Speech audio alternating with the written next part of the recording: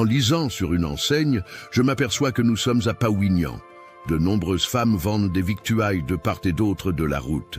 Des bassines de diverses capacités sont remplies de garis de qualité supérieure, appelés sokswi en langue locale. Ils diffèrent des autres. Ces grains de semoule sont finement calibrés, bien secs et d'un blanc immaculé. C'est le premier choix des consommateurs qui aiment le délayer avec de l'arachide grillé ou le manger pétri aux haricots cuits. Voir ce gari me rappelle mon régal du matin. Oncle Blaise en achète et s'en fait emballer dans 5 grands sacs blancs à mailles très fines. Il en commande ensuite dans un autre emballage, plus petit que les premiers. « Ceci est pour toi. Tu en auras besoin, dit-il, en me le tendant. Je le remercie, puis nous mettons les sacs de gari sur les oranges disposés à l'arrière du camion. Une fois que nous sommes remontés à bord du véhicule, Oncle Blaise m'explique que le gari et les oranges se vendent cher à Djougou. Il va donc revendre son chargement avant d'acheter, dans les villages environnants, du maïs qu'il retourne livrer à ses clients dans les grands marchés du Sud. Sacré Oncle Blaise. Il n'est pas très instruit, mais il gagne assez bien sa vie en faisant ses allers-retours lucratifs. Quand nous partons de Pawinian, le soleil a déjà franchi le zénith. Ses rayons chauffent la cime des collines d'où s'élève de la vapeur qui se confond aux nuages.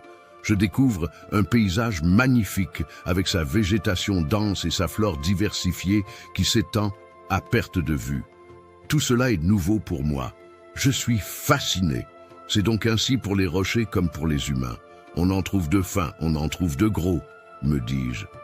Il me vient à l'esprit que les hommes seraient plus corpulents en cet endroit qu'ailleurs. Je refoule vite cette pensée, la trouvant stupide, mais elle me revient qu'aussitôt et ne me quitte plus. Je regarde alors mon compagnon de voyage. Je lui demande s'il n'y aurait pas beaucoup de personnes grosses dans cette région des collines. Oncle Blaise rit et me répond que je le saurai bientôt. Nous faisons encore près de 2 heures de route. Je reste silencieux, plongé dans la contemplation du paysage qui semble défiler à ma droite jusqu'à notre entrée dans les premières agglomérations de Banté. Je remarque des pâtés épars de maisons sans clôture. Certaines sont en terre battue, d'autres en briques de terre stabilisées. Les feuilles de tôle qui les recouvrent sont plus vieilles les unes que les autres. On dirait qu'elles ont été peintes de rouille. Je comprends, en voyant quelques pancartes publicitaires et des poteaux électriques, que nous sommes dans une de ces banlieues qui précèdent généralement les villes. Le camion va désormais au ralenti. Des motocyclistes nous dépassent sur le goudron, d'autres nous croisent. Ils ont tous l'air d'avoir quelques génies malfaisants à leur trousse, à en juger par la vitesse non autorisée en agglomération à laquelle ils roulent. Ici, la circulation est moins dense qu'à Adan Hunza, mais il y a plus de motos que de voitures. Oncle Blaise gare son camion au bord de la route. Il m'y laisse seul, traverse la chaussée et se dirige vers une buvette d'où me parvient de la musique distordue par 2 baffles en mauvais état. Elles émettent parfois des sifflements dus à l'effet Larsen. Oncle Blaise s'installe à une table où 2 hommes sont assis. Ils se saluent et se mettent à parler en se penchant l'un vers l'autre, comme si personne ne devait les entendre. Les 3 hommes ont l'air de se connaître. Oncle Blaise sort de son sac 2 enveloppes qu'il remet à ses interlocuteurs.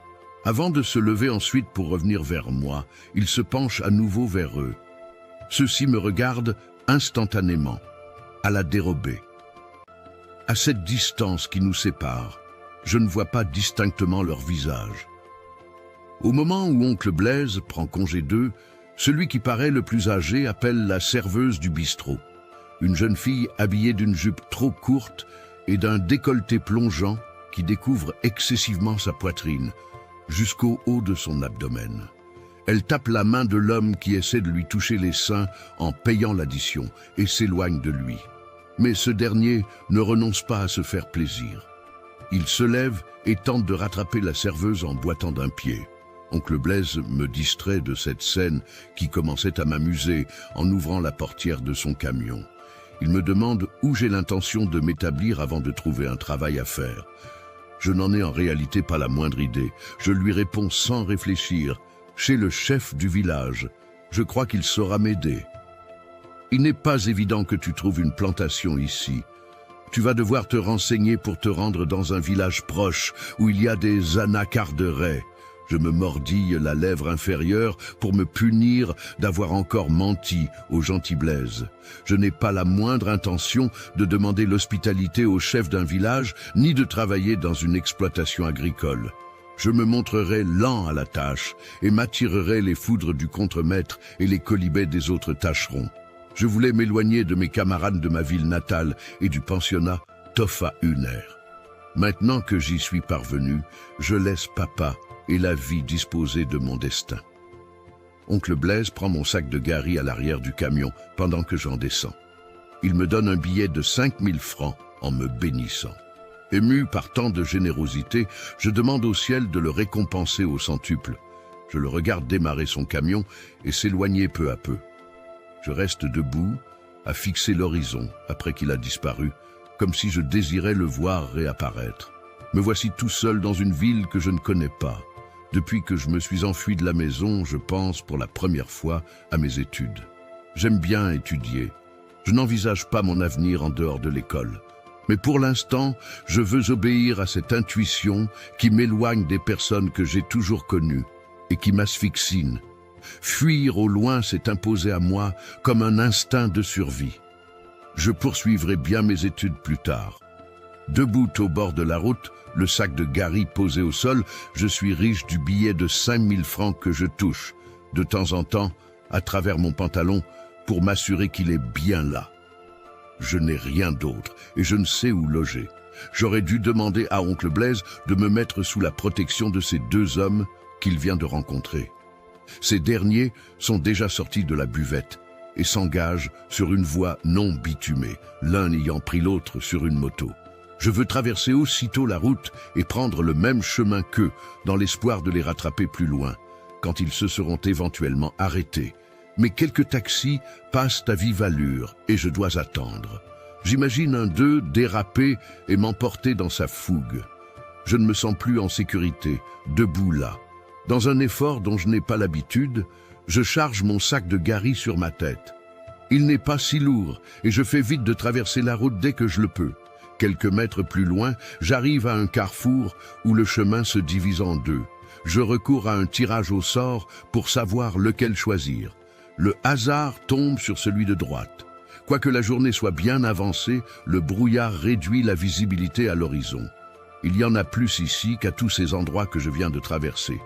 La végétation est dense et bien verdoyante, malgré l'harmattan. Ce vent sec n'a pas encore commencé à faire tomber les feuilles des arbres. Des écureuils semblent glisser sur les branches de quelques palmiers que je m'étonne de voir dans un champ à Bantais. J'ai grandi en entendant dire que cet arbre ne peut s'adapter au climat soudano-guinéen de la région des collines. Je m'arrête pour observer ces bestiaux aux queues en panache et bien touffus. Certains apparaissent tout à coup, tandis que d'autres disparaissent dans les branchages. On dirait qu'ils jouent à cache-cache. Un lièvre me distrait en traversant soudain la voie à toute vitesse. À peine l'ai-je vu que, déjà, il a disparu dans les broussailles, tel un trouillard. Amusé, je souris et poursuis mon chemin. J'apprécie d'être là, parcouru par un fusionnement, nouveau pour moi, d'insouciance, de quiétude et de gaieté. Je suis différent du garçon complexé et traumatisé que j'étais. Je sens, à l'odeur de baies d'anacarde, que je ne suis plus loin de ces arbres qui font la richesse des producteurs agricoles de Bantais. Je découvre vite ce qu'est une anacarderaie. Elle n'a rien de commun avec ces petits groupes d'arbres au pied desquels on se précipite, chez moi, pour s'arracher quelques pommes de cajou qui en sont tombées. D'innombrables anacardiers chargés de fruits s'étendent à perte de vue, de part et d'autre de la voie. Partout je ne vois que l'anacardier. De partout m'envahit la bonne odeur de ces baies mûres, charnues et juteuses qui pendent sur les arbres par myriades.